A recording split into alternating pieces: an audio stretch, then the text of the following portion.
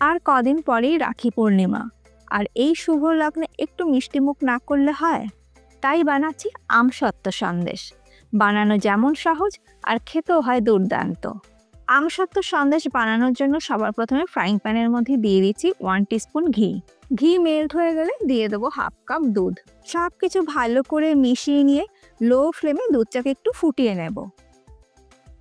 অপর দিকে একটা বাটিতে আমি নিয়ে নিচ্ছি 1/4 কাপ হালকা গরম দুধ।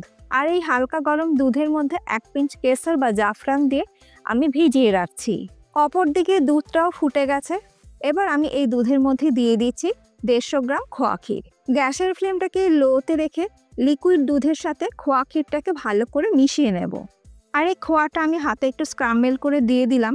আপনারা কিন্তু গ্রেটারের সাহায্যে গ্রেট করে নিয়েও দিতে পারেন, তাহলে কিন্তু খুব সহজেই দুধের সাথে মিশে যাবে। দুধের সাথে খোয়া ভালো করে মিশে গেলে দিয়ে দেব 2 টেবিলস্পুন মিল্ক পাউডার। যে কোনো কোম্পানির মিল্ক পাউডার কিন্তু আপনারা এখানে ব্যবহার করতে পারেন। আর দেব ছোট এলাচের গুঁড়ো 1/4 টিস্পুন। আর দিয়ে দেবো কেসর গোলা দুধ। দিয়ে দিচ্ছি স্বাদ মতন চিনি। চিনিটা নিজেদের স্বাদ মতন ব্যবহার করবেন, যে যেমন মিষ্টি খেতে পছন্দ করেন সেই অনুপাতে। তবে একটু খেয়াল রাখবেন, মিল্ক পাউডারের মধ্যেও মিষ্টি থাকে, খোয়াতেও মিষ্টি থাকে। আর আমসত্ত্ব সন্দেশ যেহেতু, সেহেতু আমসত্ত্বের মধ্যেও কিন্তু মিষ্টি থাকে। সেটা বুঝেই কিন্তু চিনির ব্যবহারটা করবেন। গ্যাসের ফ্লেমটাকে লোতে রেখে সব কিছু একসাথে মিশিয়ে নিয়ে শুকিয়ে নেব। দেখুন মিশ্রণটা কিন্তু বেশ অনেকটাই শুকিয়ে এসছে। এই পর্যায়ে আমি এর মধ্যে দিয়ে দিচ্ছি 2 টেবিলস্পুন কুচনো কাজু বাদাম। আপনারা কিন্তু আপনাদের পছন্দ মতন যে কোনো ড্রাই ফ্রুটস কিন্তু এখানে ব্যবহার করতে পারেন। আর যদি ড্রাই ফ্রুটস পছন্দ না করেন, সেটা স্কিপ করেও করে নিতে পারেন। দেখুন মিশ্রণটা কিন্তু বেশ অনেকটাই শুকিয়ে গেছে, ফ্রাইং প্যান থেকে ছেড়ে ছেড়ে আসছে। ঠিক এই পর্যায়ে আমি এর মধ্যে দিয়ে দিচ্ছি আরও 1 টেবিলস্পুন মিল্ক পাউডার। মিল্ক পাউডারটা দিলে এর মধ্যে যেটুকুনো ময়েশ্চার ভাব আছে সেটাও আর থাকবে না। আমাদের আমসত্ত্ব সন্দেশের পুর কিন্তু একদম রেডি। দেখুন মিশ্রণটা কিন্তু ফ্রাইং প্যান থেকে ছেড়ে ছেড়ে আসছে। এই পর্যায়ে আমি গ্যাসের ফ্লেমটাকে বন্ধ করে দিলাম। এবার এই পুরটাকে একটা থালার মধ্যে আমি ঢেলে নিয়ে একটু ঠান্ডা করে নেব।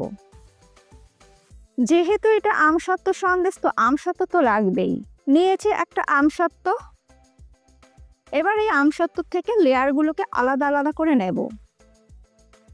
অপর দিকে তৈরি করে নেওয়া সন্দেশের পুরটা ঠান্ডা হয়ে গেছে। হাতে আমি একটু ঘি মাখিয়ে নিচ্ছি। এরপর সন্দেশের পুরটার থেকে ছোট একটা পোর্শন নিয়ে 2 হাতে প্রেস করে একটু লম্বা শেপ দিয়ে নেব।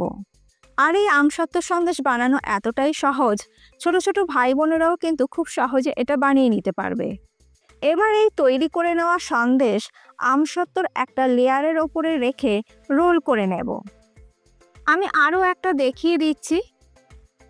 সন্দেশের পুরটা থেকে ছোট একটা পোর্শন নিয়ে হাতে একটু প্রেস করে 2 হাতের সাহায্যে লম্বা একটা শেপ দিয়ে নেব। তারপরে আমসত্ত্ব লেয়ারের ওপর রেখে রোল করে নেব। আর এই একই রকমভাবে বাকিগুলো আমি তৈরি করে নেব। কত সহজেই তৈরি হয়ে গেল দারুণ সুস্বাদু আমসত্ত্ব সন্দেশ।